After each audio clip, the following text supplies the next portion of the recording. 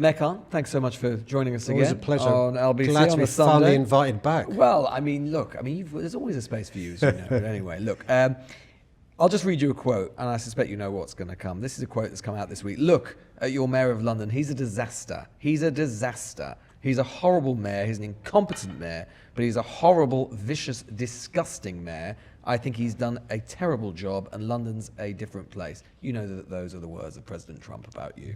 What's your message to him? I don't really want to get involved in sort of, returning messages to President Trump. You've been doing it for 10 years, Mr. Mayor. Well, I feel like I'm 9 years old again. I'm slightly curious and concerned why the sort of leader of the free world, who's got so many challenges in the Middle East, in Ukraine, issues around the climate emergency, issues around trade, is spending time talking about me and giving the impression he's obsessed with me. And it's for him to explain why. Do you think he is obsessed with you? Well, look at the evidence. Every opportunity the president gets when there's a microphone placed in front of him, he appears to be obsessing about me, and I'm unclear why. He's called you a stone-cold loser, a nasty person, a nasty guy, incompetent, short, very dumb, a disaster. That's just a selection. Are there any in particular that have hurt you? No, sticks and stones. But there's an important issue, which is this. I think what you're seeing across the globe, and President Trump is one example, you see it in our country as well, is politicians and commentators talking down our capital city. They seem to feel insecure that a city that is progressive, that is liberal, that is diverse, that is multicultural, is so incredibly successful. I think their nervousness and worry it's the antithesis, it's the antidote to all they stand for, which is unilateralism, which is nativism, which is protectionism, and racism. I think the question that President Trump's comments beg is why obsession with this particular mayor, on any metrics, by the way, and you can look at Time Out, TripAdvisor, Residence Consultancy. We're number one in the league table. We are miles ahead of on any metrics. New York, Chicago, LA, Paris, Madrid, Barcelona. Why pick on London? Do you think that he is obsessed with you, in your words, because he's racist? Well, listen, I've said in the past, this is nothing new. Some of the things President Trump has said and done lead me to believe he's a president who is racist, who is misogynistic, and who is Islamophobic. And I'd go further. I think he's somebody who is anti-Muslim as well. He said that, in particular on this, he said the only reason you get elected is because so many people have come in.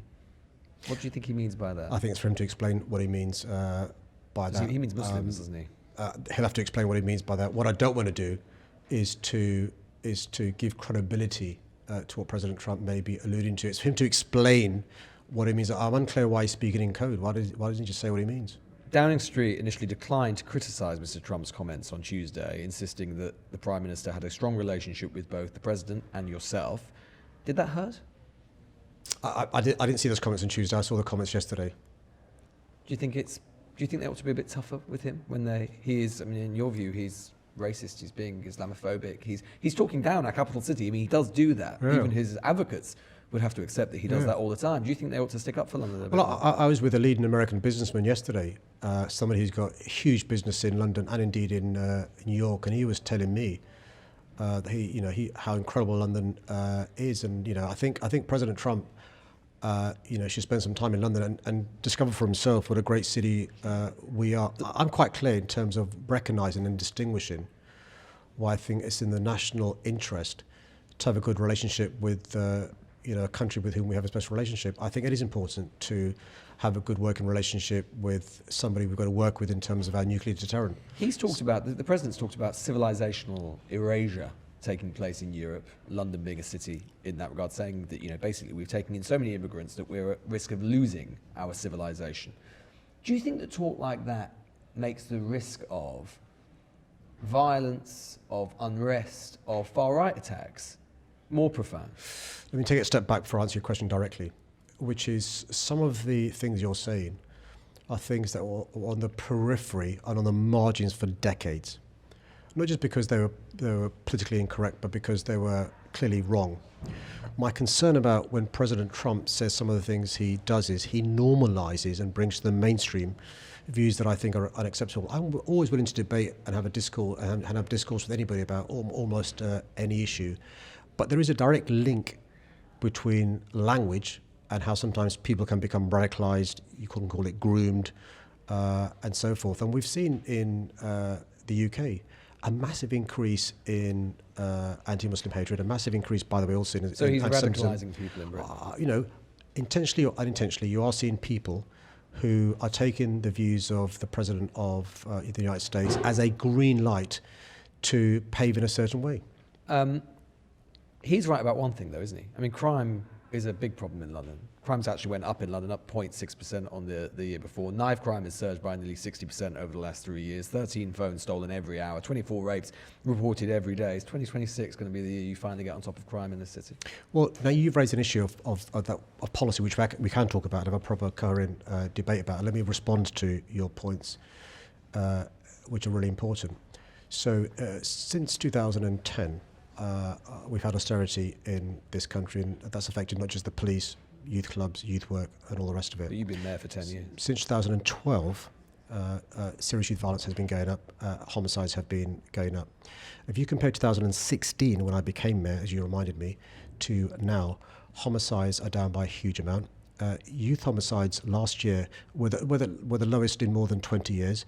Burglaries are down. The numbers of young people injured with a knife are down. According to the ONS, and it's important to also quote national stats, according to the ONS, you're less likely to be the victim of violence in London than the rest of England and Wales. You're less likely to be the victim of violence with injury in England and in London than the rest of England and Wales. And according to international comparators, you're less likely to be the victim of homicides in London than New York, Los Angeles, Chicago, Paris, Madrid, Barcelona, Toronto, or Berlin. While we're on the police, you will have seen, I'm sure, LBC's Andy Hughes revealing multiple complaints of sexual abuse about a serving Met police officer at the time. He's since retired. Indeed, allegedly helping lead a grooming gang.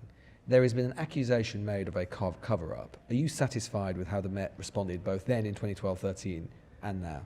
Well, firstly, it's important, and I'm really pleased you did mention the year, because sometimes people may listen to what you're saying and assume it occurred under my mayoralty. I've asked the Commissioner to ensure no stone is left unturned in terms of how the police have acted in the past. What the police are going to do is go back 15 years in terms of using the definition provided by the National Inquiry, which includes the case you referred to go back to make sure that the police acted properly, to make sure if cases need reviewing, they are reviewed, and if people need to be brought to justice, they are. The starting point in all these conversations should be the victims and the survivors, and it's really important we do right by them. Are you concerned about grooming gangs in London? I'm concerned about all forms of child sexual exploitation. I'm also quite clear we should be clear about the definitions. And so when you look at the National Inquiry's definitions about... The Home Office Minister, Mike Tapper, said the Home Secretary was clear we must identify and address any links between ethnicity, religion and culture and child rape. This has been controversial among some Labour MPs. Do you think that that's the right approach? Do you agree with what he said? I think we should see wherever the evidence takes us. I think the job of the police is to police without fear or favour. I am concerned when I read reports about some of the cases in the northern towns where there appears to have been pressure placed upon the police and social workers and others. It is really important, if we're going to have the public having confidence in the police and those in positions of power and influence, you follow the evidence. We've been talking about racism and the return of a sort of normalisation of racism. I just wonder, you'll have followed what's going on with Nigel Farage and the accusations that have been made against him by some of his schoolmates from Dulwich College.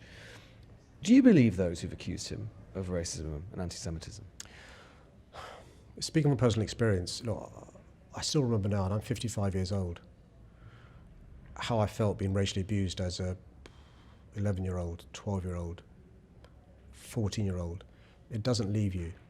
And it's difficult to articulate the impact it has on you, how it changes how you behave, how it changes how you present yourself. And so when I hear the adults who talk about their experiences at the receiving end of alleged racism from Nigel Farage, I find it incredibly credible and believable from my own experience. I can't speak to, whether or not Farage did say those things. So when he says it's a long time ago, and that therefore they may have forgotten or be misremembering. You don't buy that. I just, as you asked me the question, I'm starting to feel how I felt. You don't forget it, Lewis. And so there are so many people I've seen on TV, I've heard on the radio, who were at the receiving end at Dulwich College.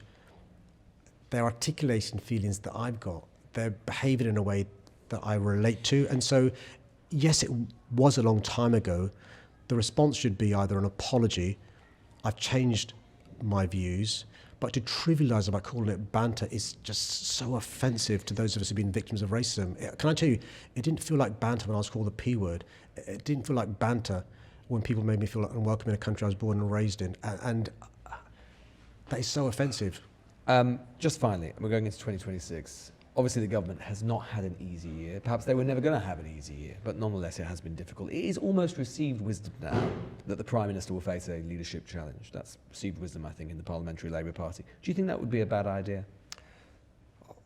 I'd remind members of my party that in 2019, we suffered the worst general election result since the 1930s, I'm told.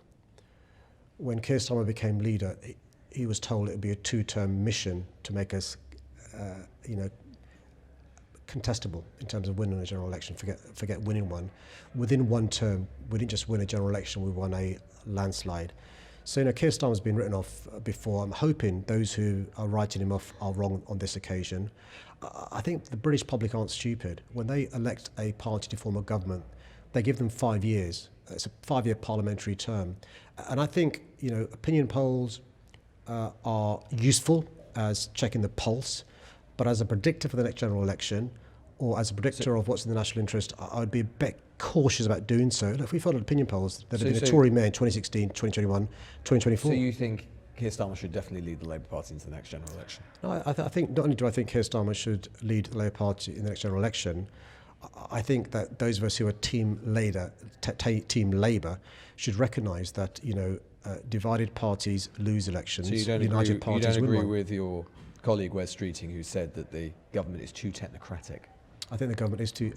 I think the government has at times given the impression of being technocratic. It's important to have a good administration, but I believe the best leaders are change makers. In my time as mayor, tried to be a change maker, whether it's cleaning the air, providing free school meals, freezing bus fares, providing cycle lanes. And I think what the government's got to do is not just show that we are change makers, and it's not done that enough. Tell a better story. I think we've been so busy cleaning up the cleaning the mess, sorting out the inheritance, and we've got to set out, in the clear, plain language, what our North Star is. And you'll know that your mayoral colleague Andy Burnham has said that if he were to be called, drafted, that he'd be willing to go back to Parliament and lend a hand. Would you? I think I've got the best job in politics. I mean, clearly, you're not interested in being Prime Minister? Clearly, being the Mayor of London is a greater job than being Great Manchester. You're not interested in being Prime Minister? I love being the Mayor. And you're definitely going to stand again in 2028? Well, listen, I only won a landslide victory, I think, last year. Yeah, so come on, give you me must a be chance. thinking about it. I'm busy working incredibly hard to make our city greener, fairer, safer, more healthier, and more prosperous. You wouldn't like another 4 years after 2028? Speak again in another couple of years. Mayor Khan, thanks so much. Always a pleasure. Have a happy Christmas. You as well.